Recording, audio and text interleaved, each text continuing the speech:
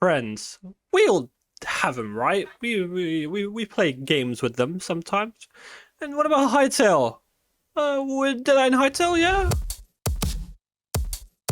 What's up, guys? It's Between. Welcome back to another video. Now, before the video starts, I just want to say I've created a new playlist, Hytale OST Complete Edition, featuring all the official Hytale songs, as well as many community-made ones as I can find. This also includes a secret piece of the official Hytale OST that you might not have heard before. You can find this playlist linked in the description, and if you watch it and there's no songs that are in there that you think should be in there, be sure to drop them in the comments and I'll see if I can add them. With any other game with a single-player campaign, co-op wouldn't really be a focus or an interest, but Hytale is coming from Minecraft, a game that has a massive focus on the co-op scene. And Hypixel Studios know this. That's why they said on their website, best of all, the adventure mode is fully playable in co-op.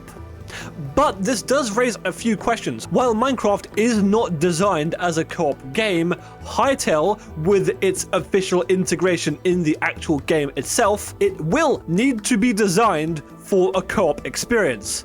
And how are they going to do this? Now, co-op and solo does pose a few design problems. Like, it's very different designing a game for solo and a game for co-op.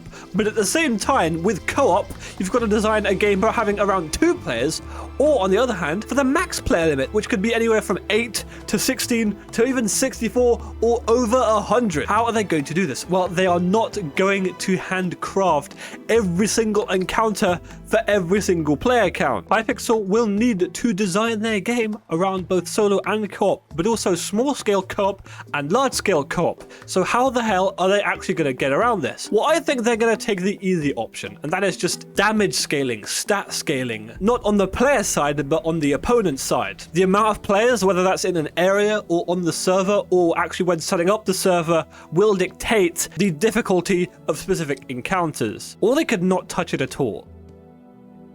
Stat scaling does have its strengths and weaknesses. Its strengths being it's quite easy to do, and it is quite versatile, but at the same time there are a lot of factors like, oh, you've got 16 players on a server, for example, but only 1 player went off to do that specific type of content. Are you going to scale that content on all players or just a solo? Like, scaling in a game like this, where players can be anywhere on the map at any time, is probably going to be extremely difficult. So I honestly have no idea how they're going to balance this. Maybe they just take the Minecraft approach and don't balance it at all. They could design the game around just being quicker as a co-op game and not actually being easier. Having a solo experience just takes longer, but having a co-op experience is just quicker, but neither are much more difficult than each other. But specifically with resources, this is something that I think has to be tailored. It's going to be a little bit weird, guys. If a solo player has resources that are scaled up to, say, like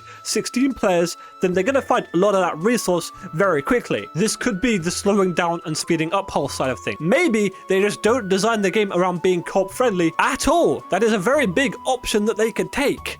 But specifically, where will the scaling start? Will the scaling start at players on the server, or will it start when creating the server and setting how many players will be able to play on it? This means that the difficulty could be tailored before the game is even opened. And you could tweak world generation stuff, like, say, if there are more players, making the map bigger and stuff like that. But with 2 very different playstyles, will co-op just be a better way to experience Hytale? Well, they both have their strengths and weaknesses. As a solo player, you have complete freedom. You can do whatever you want, and you are not restricted by any of your friends. And a lot of the enjoyment will come from the game itself and not from other people. But from a co-op perspective, it becomes much more social, and you make your own fun, which is why a lot of games don't have to be good to be fun with friends. But will the game be worse? I don't know. Anyways, guys, that's going to be it for today's video. I hope you did enjoy it. Leave a like if you liked it, leave a dislike if you disliked it. Subscribe if you're new to the channel. Thanks for watching, and tap out. Peace. See ya. Check out the playlist. Also, this is the second time I'm recording this because the first time my mic was muted. Bye.